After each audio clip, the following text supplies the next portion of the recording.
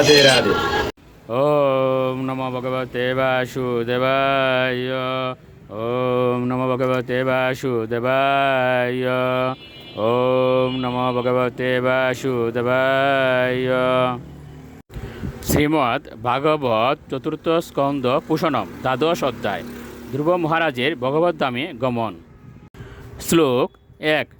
মৈত্রেয় উবাচ ধ্রুবম নিবৃত্তম প্রতিবুদ্ধ বৈশসাৎ অপেত মনম ভগবান ধনেশ্বর তত্রাগতশ্চারণ যক্ষ কিন্নরয় সংস্তূয়মান নবদৎকৃতাঞ্জলিম।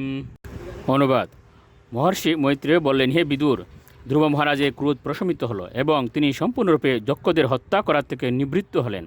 ধনপতি কুবের যখন সেই সংবাদ পেলেন তখন তিনি যক্ষ, কিন্নর এবং চারণদের দ্বারা পূজিত হয়ে ধ্রুব মহারাজের সম্মুখে উপস্থিত হলেন এবং অঞ্জলিবদ্ধ হয়ে দণ্ডায়মান ধ্রুব মহারাজকে তখন তিনি বলতে লাগলেন। শ্লোক 2। ধনদবাচ ভো ক্ষত্রিয় দায়াৎ পরিতুষ্ট অস্মিতে অনগ যতম পিতামহাদেশাৎ বৈরম দুস্তজম ত্যজ। অনুবাদ।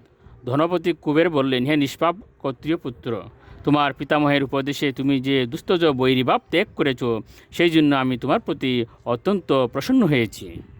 শ্লোক 3।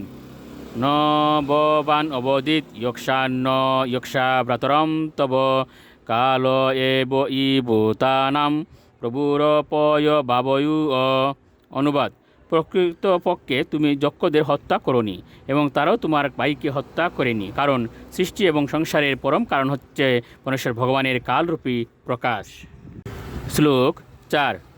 অহম তমিত্ব পার্থা ধীর জ্ঞানাৎ পুরুষস্য ই স্বপ্নি বাবায়িত্য তদ দেনাৎ ইয়া বন্ধ বিপর্য ও। অনুবাদ। ধ্যাত্মবুদ্ধির ফলে নিজের এবং অপরের প্রতি আমি এবং তুমি এইরূপ ভ্রান্ত ধারণার কারণ হচ্ছে অবিদ্যা। এই ধ্যাত্মবুদ্ধি হচ্ছে পূর্ণ জন্মমৃত্যুর কারণ এবং তা আমাদের সংসার চক্রে নিরন্তর আবর্তিত করে। শ্লোক 5। তদ্গচ্ছ ধ্রুব ভদ্রম তে ভগবন্তম অদুক্ষজম সর্বভূতাত্ম ভাবেন সর্বভূতাত্ম বিগ্রহম। অনুবাদ। হে ধ্রুব, আমার কাছে এসো, ভগবান সর্বদা তোমার মঙ্গল করুন। অদক্ষজ ভগবান সমস্ত জীবের পরমাত্মা এবং এই বৈষম্য রহিত এই সমস্ত জীবই এক। তাই সমস্ত জীবের পরমাশ্রয় পরমেশ্বর ভগবানের সেই চিন্ময় রূপের সেবা করতে শুরু করো। রাধে রাধে।